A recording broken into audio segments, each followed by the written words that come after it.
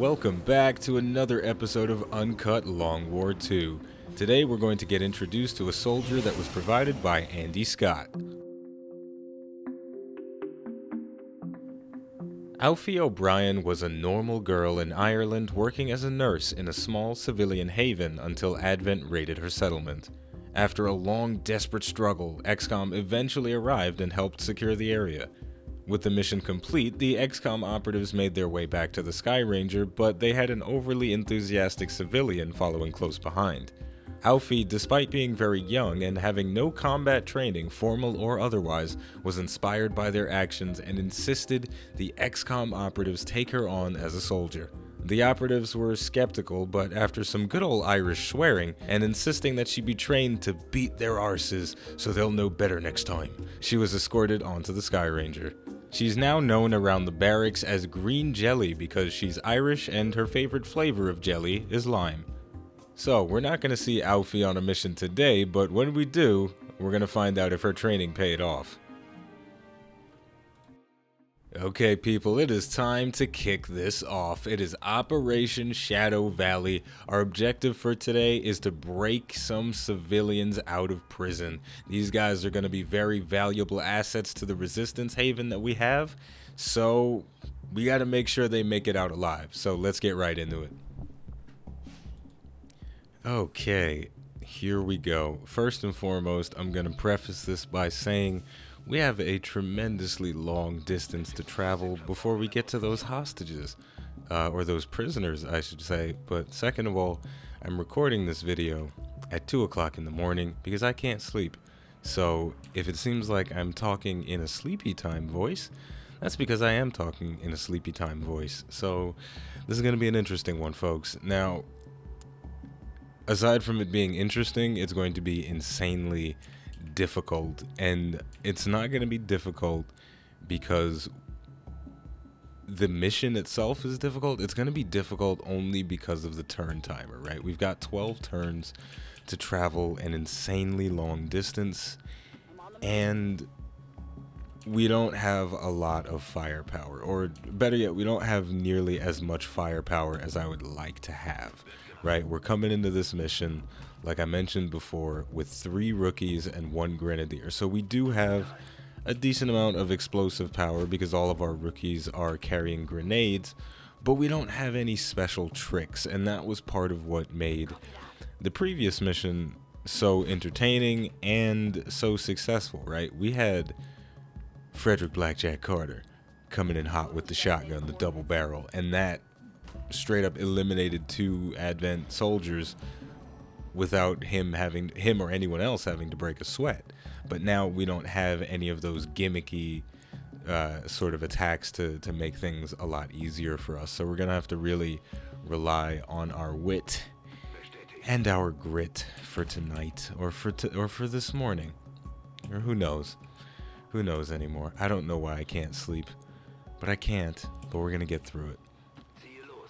You know, the reason though this mission is fielding so many rookies, it was partly because of a mistake, but the other part of it is because of necessity, right? Long War 2 does something kind of interesting with the way you have to infiltrate, right? Because you're running multiple missions at the same time.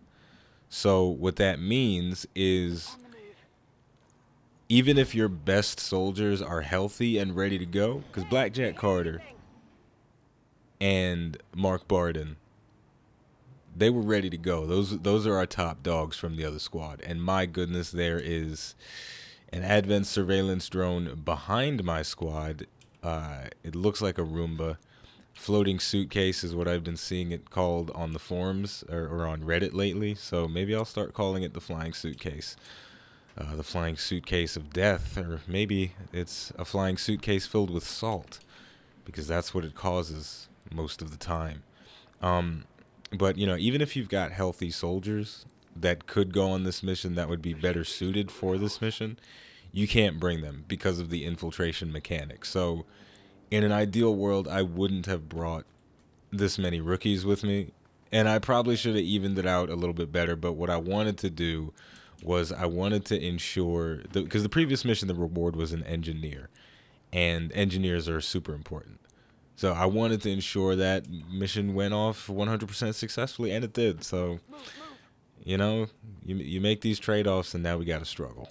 But so far, things are pretty quiet, and I think what we're going to do is we're going to do a little bit of a cut until we find some enemies. Why would you cut this part out? It's UNCUT XCOM, isn't it? Because. Oh, wait a minute. I don't think we're going to have time to do a cut. I feel like every time I think about doing a cut, the enemies just pop up out of nowhere. It's like they're listening to me. But I guess we're going to have to deal with the pod. You know, I was originally...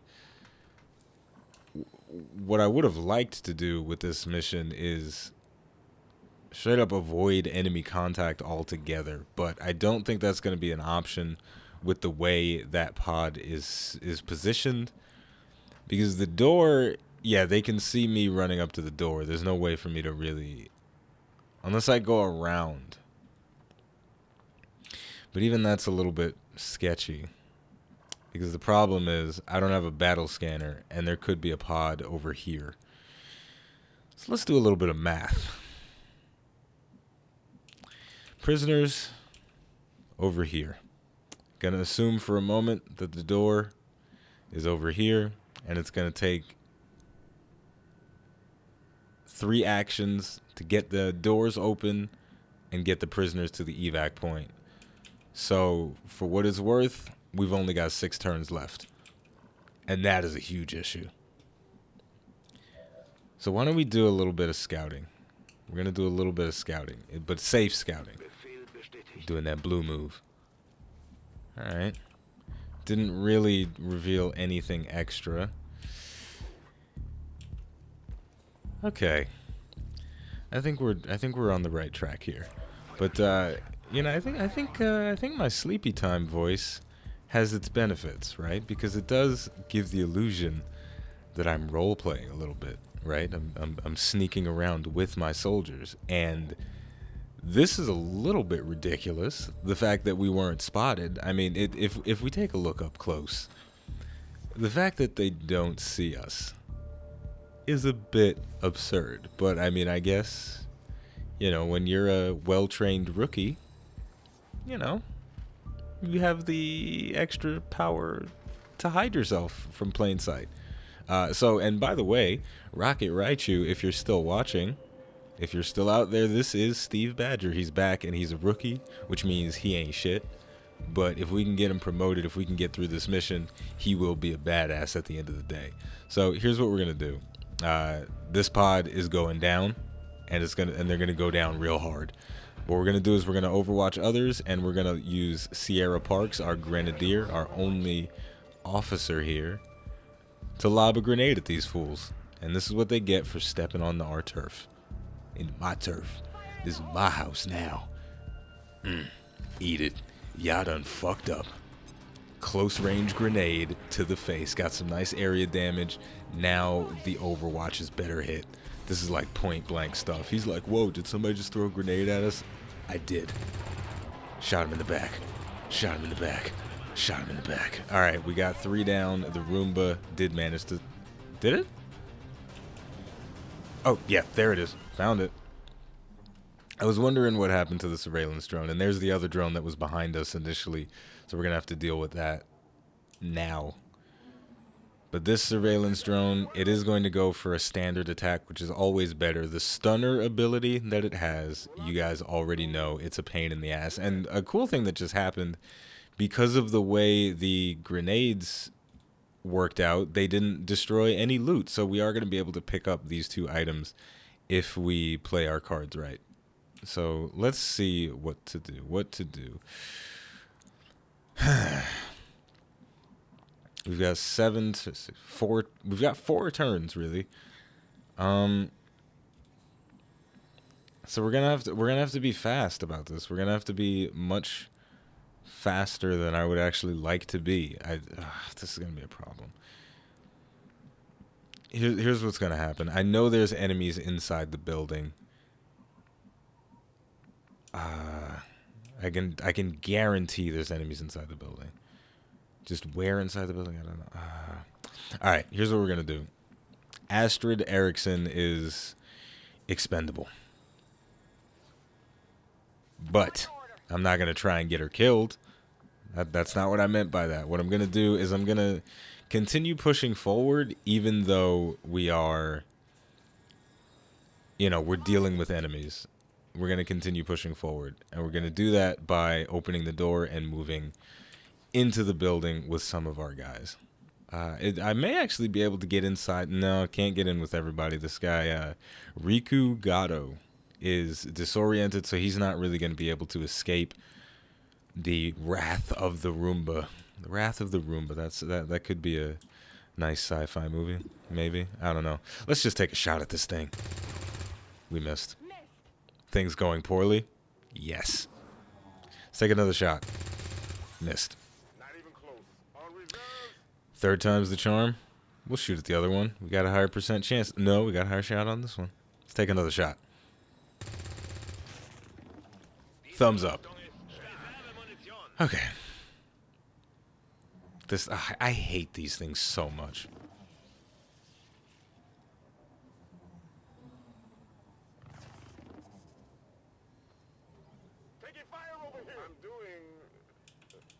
I mean, all things considered, that could have been way worse, but we got to get out of here now. At this point, we've pretty much wasted a turn, and we got a lockbox and a scope from one, and kneel down, pick up the other one, lockbox and a suppressor.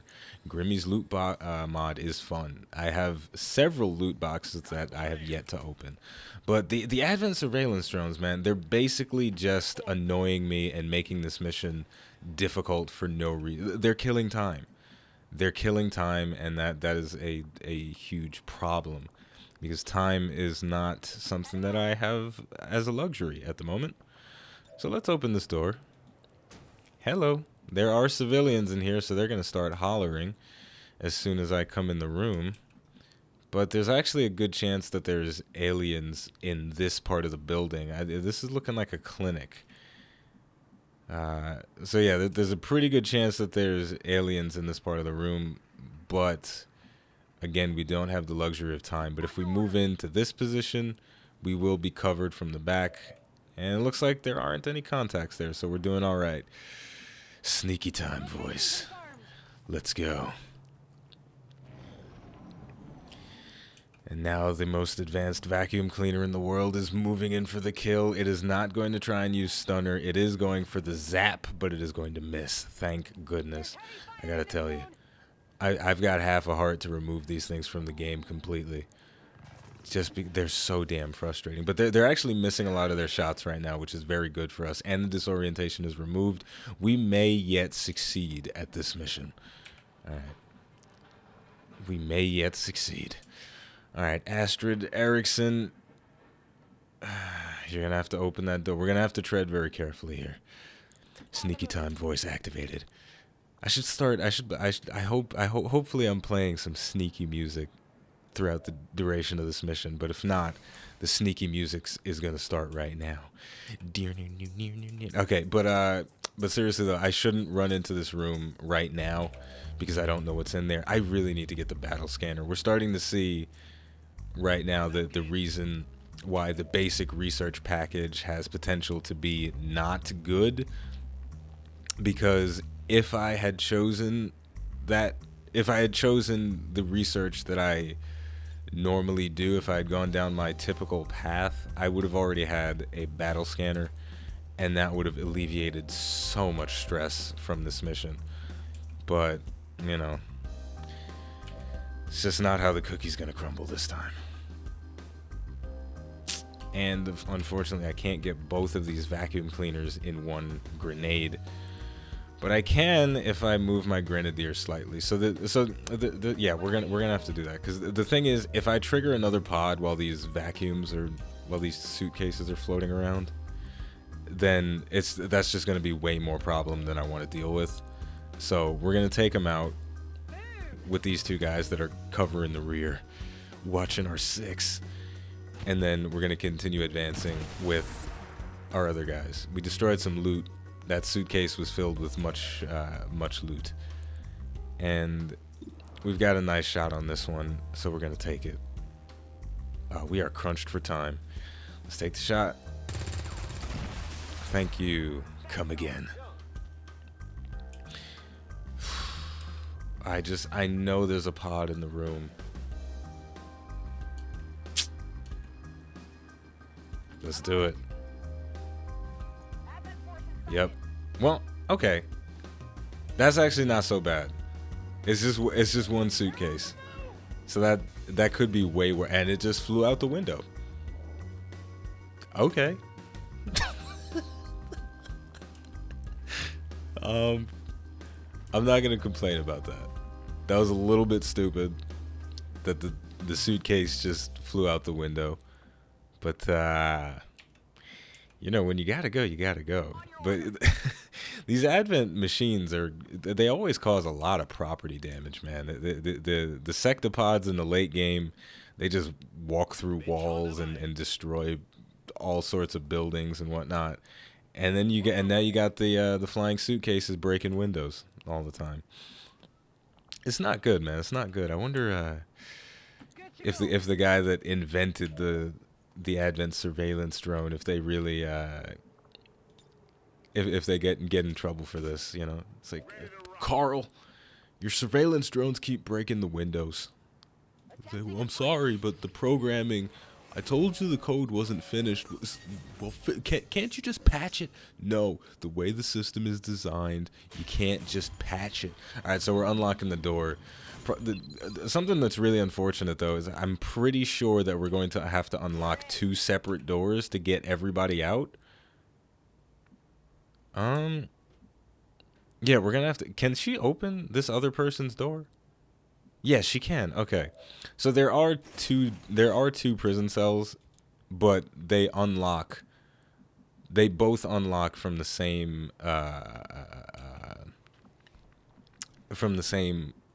lock. So for anybody that's ever, if you're playing Long War for the first time with me or something to that effect, and you're doing a prison rescue, when the cells are right next to each other, you can use one of the prisoners to unlock the second door after you've unlocked the first door with your XCOM operatives. And that's actually pretty important, because what I was originally thinking was going to have to happen is I thought I was going to have to use my soldier's turn to unlock the second door, and that is going to save us a tremendous amount of time. So, all right, let's just hunker these guys down. I know they're probably terrified, so, you know, protect yourselves. Damn, these guys are coming in hot. Well, he's fusing through the door, but, you know, things are getting interesting. We've got 2 suitcases, reinforcements coming. This is rough. This just got kind of crazy. And so we've only got 3 turns left. So we're really going to have to boogie if we want to get out of here alive. Wow, do we have time? All right, let's take a look. I got to look at some stuff real quick. All right. So this is a lot to deal with. We've got 3 turns until we're forced to extract, which I'm pretty sure is 3 turns until Advent kills us all. And that's not good. I mean, this is really bad. But maybe it's not the end of the world. It's kind of the end of the world, because I know the surveillance drones, they've got their stun ready. And if they stun any of my soldiers, they're not going to make it to the evac point, which is part of the reason why the Advent survey...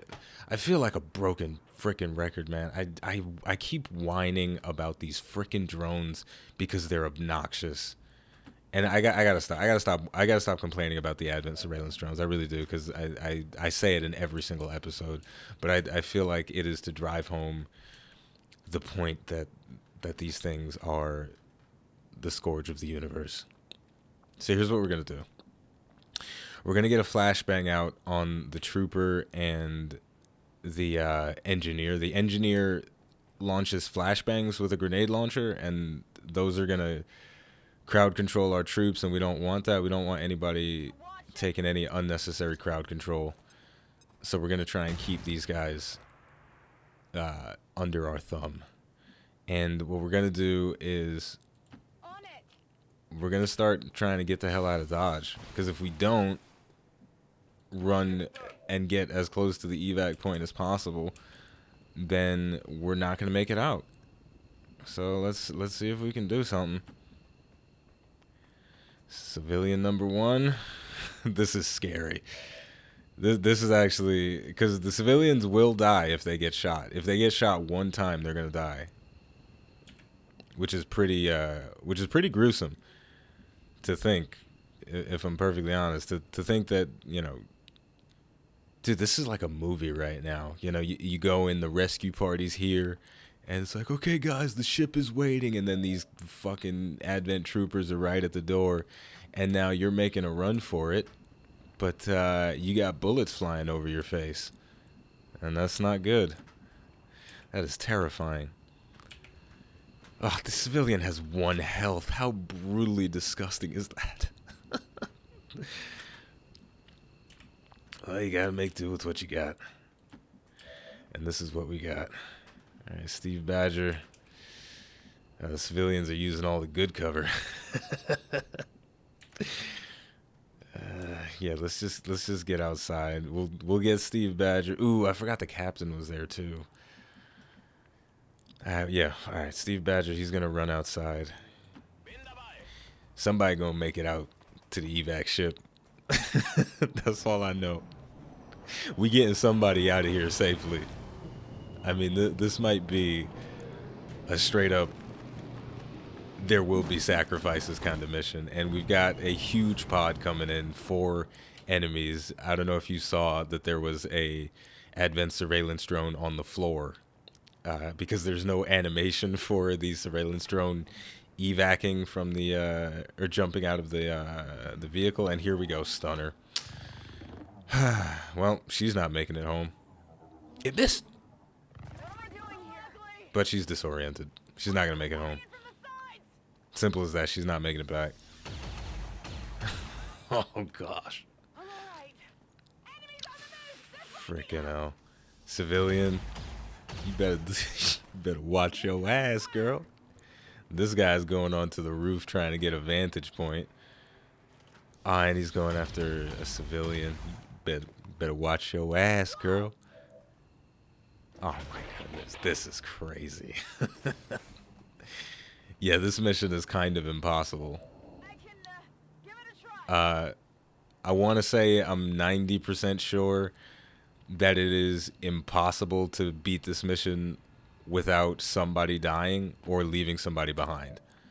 Because the amount of enemies and the amount of turns... I mean, I think I also made a mistake by only bringing 4 people. But even if I had 5, I don't think that would have made enough difference to where I would have been able to clear out more enemies. And this civilian is going to have to take 2 turns to get to the evac, so that's very unfortunate. She may still die. And the rest of my soldiers may still die as well, so this is a bit of a problem. Status confirmed. We've secured a civilian contact.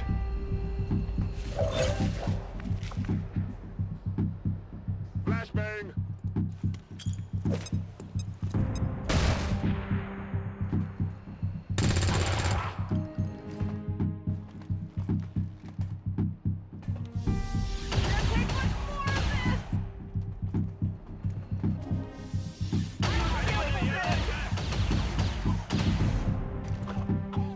And there we go. This is a pretty harsh conclusion to a mission. We only rescued 3 out of the 4 civilians, and we're only returning to base with 1 soldier. That is Steve Badger. So at the very least, Rocket Raichu is going to be happy that his soldier survived and got a promotion. But you know what? This is the difficulty that you expect to see when you're playing Long War on Legend. Alright, we went up against impossible odds and we did the best we could. So, as always, the name of the game is XCOM 2. The name of the channel is iBluairJgR Gaming for Comedy, aka on the next mission we're gonna have to whoop some ass. Thank you for watching, and I'll see you next time.